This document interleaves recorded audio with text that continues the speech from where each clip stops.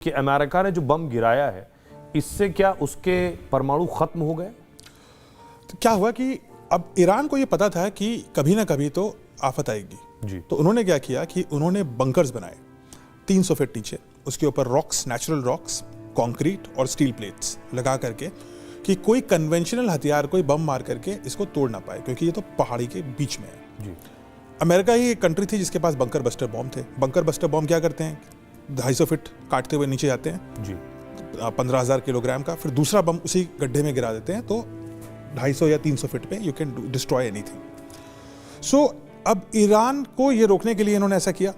America कह रहा है कि हमने सेंट्रीफ्यूज तोड़ दी। अब अमेरिका की कुछ एजेंसी कह रही हैं कि शायद नहीं टूटी पूरी तरीके से, हमें ये नहीं पता। ईरान कह रहा है कि जो भी प्योरीफाइड एनरिच्ड यूरेनियम थी वो तो मैंने पहले से हटा दी। अच्छा। तो जो 60% यूरेनियम प्योरीफाइड थी वो कह रहे हैं वो तो हमने पहले से हटा दी थी, इसलिए उसमें कुछ डिस्ट्रक्शन नहीं हुआ है। अमेरिका कह रहा है कि लेकिन सेंट्रीफ्यूज तो मैंने तोड़ दी, तो अगर तुम्हारे पास 60% पड़ी भी है तो तुम उसको 61 नहीं कर पाओगे, 90 तो छोड़ दो, तुम 61 ही नहीं कर पाओगे। तो बात अब किसको कितना तथ्य पता है पता नहीं, क्योंकि अगर सेंट्रीफ्यूज नहीं तोड़ी है तो ईरान बम बनाने से ज्यादा दूर नहीं है। अच्छा। और लेकिन अगर सेंट्रीफ्यूज, अमेरिकी खुफिया विभाग जो बात आप कह रहे हैं वो ये कह रहा है कि ये जो अमेरिका ने हमला किया है, ईरान सिर्फ कुछ हफ्ते पीछे गया है अपने परमाणु प्रोग्राम से, क्योंकि इस पर्टिकुलर रिपोर्ट का ये मानना है कि ईरान के सेंट्रीफ्यूजेस डिस्ट्रॉय फुरदौ में नहीं हो पाए उस बंकर बस्टिंग बॉम्ब से, तो वो माइनर डैमेज। आप कह रहे हो जो 300 फीट नीचे 300 फीट और हजारों की संख्या में शुद्धिकरण का काम चल रहा था वो पूरी तरह से तबाह नहीं, सेंट्रीफ्यूज डिस्ट्रॉय नहीं हुआ। और नहीं करीब 1000 फिर से काम कर सकते हैं। अब मुझे नहीं पता ये बात, लेकिन 1000 से 1500 सेंट्रीफ्यूजेस हैं। अगर वो नहीं टूटे हैं तो वो कुछ हफ्तों में काम करने लगेंगे, लेकिन अगर बॉम्ब ने पूरी चीज को डिस्ट्रॉय कर दिया है तो उसको दोबारा बनाना मुश्किल है।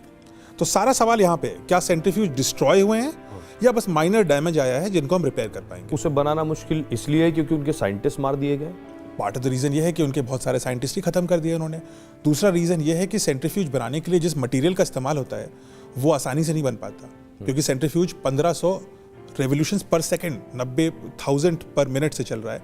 तो ये कोई नॉर्मल पंखा नहीं है, ये एक बहुत ही स्पेशल पंखा है जिसको बहुत ही स्पेशल तरीके से बनाया जाता है, स्पेशल मटेरियल साइंस लगती है, और थोड़ी सी भी गड़बड़ हो गई तो इट कैन डिस्ट्रॉय इटसेल्फ, तो वो नहीं चल पाएगा। आप ये कह रहे हैं कि टाइम लग सकता है लेकिन ये नामुमकिन नहीं बनाना। नहीं, नामुमकिन नहीं, पहले तो बनाया है, तो पहली बार थोड़ी ना बना रहे हैं। तो अगर ट्रम्प की बात सही है, if president Trump is correct, तो ईरान कुछ साल पीछे चला गया है।